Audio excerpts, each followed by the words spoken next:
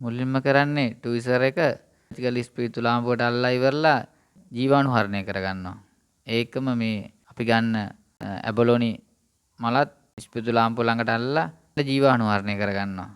වල් දැක්කා වීඩියෝ එකේ අනුව ගන්න නයිෆ් එක. ඒ කියන්නේ පිහියත් ස්පීතු ලාම්පුවට අල්ලලා ජීවාණුහරණය කරලා අරන් තමයි මේ මල කපන්නේ. මල නටුවත් එක්ක තමයි අරගෙන තියෙන්නේ. ඒ නටුවත් එක්ක තමයි දෙකට පලන්නේ මේ මල. මේ බලා ගන්න හොඳට. මේක කරන්න කලින් අපි අත්තේම හොඳට විස බීජහරණය කරගන්න ඕනේ. ඒක මේක ලුමිනා එයා ෆ්ලෝ එකක් ඇතුළේ තමයි මේ කටයුත්ත කරන්නේ. ඊට පස්සේ මේ මල කොටස් දෙකකට වෙන් වෙනවා. ඊට පස්සේ නැවතත් ස්පීතු ලාම්පුවට අල්ලලා අර පිහිය ජීවාණුහරණය කරගන්නවා. ඒ ජීවාණුහරණය කරගෙන තමයි මේ වගේ හතරස් පොඩි කෑල්ලක් කපාගන්නේ. ඔයාලට පේනවා. මේ මලයි නටුවයි අතර කොටසෙන් තමයි මේක කපාගන්නේ. නැවත ට්විසර් එක ජීවාණුහරණය කරලා ඉවරලා ඒ ට්විස්ටර් එක එහෙම තියන්න රත් වෙනවනේ. රත් එක ටිකක් රත් තුන එක ටිකක් අඩුවෙන් තමයි එතන අර තියන්නේ. ඊට පස්සේ කපාගත්ත කොටස ට්විස්ටර් එකෙන් අරගෙන මේ බෝතලය ඇතුළේ තියෙන්නේ PDA මාධ්‍ය.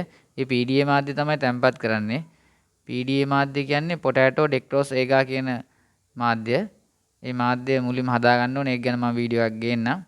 ඊට පස්සේ අර බිම්මලේ කොටස තැම්පත් කරනවානේ ඒ බෝතලය ඇතුළට ඒගා මාධ්‍ය කියලා කියන්නේ ඒගා මාධ්‍ය තැම්පත් කරනවා. ඒ තැම්පත් කරලා ඒ බෝතලෙත් හොඳට සීල් කරන්න ඕනේ. සීල් කරලා තමයි මුල්ම බීජ වැවෙන්න අපි තියන්නේ. ඒ කියන්නේ බිම්මල් දිලීරේ වැවෙන්න මේ මාධ්‍ය තමයි තියන්නේ මුලින්ම.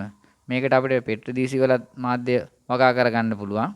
මේ වගේ බෝතල් අරගෙන මේ බෝතලෙත් හොඳ ජීවාණුහරණය කරලා තමයි PDA මාධ්‍ය මේ බෝතලෙට දාලා තියෙන්නේ. මේ PDA මාධ්‍ය තමයි බිම්මල් දිලීරේ හොඳට වර්ධනය වෙන්නේ. බීජ දාපු දිනේ ලියලා අපි තියා ගන්නවා. දින 7ක් 10ක් අතර කාලය තුර හොඳටම මේ දිලීරේ වර්ධනය වෙනවා. ඒ මගින් අපිට මව් බීජ නිෂ්පාදනය කරගන්න පුළුවන්. ඒ ගැනත් වීඩියෝ එකක් මම ගේන්නම්. සෙල්සියස් අංශක 25ත් 28ත් අතර කාම උෂ්ණත්වය තමයි දිලීරේ වර්ධනය වෙන්න තියන්නේ අපි.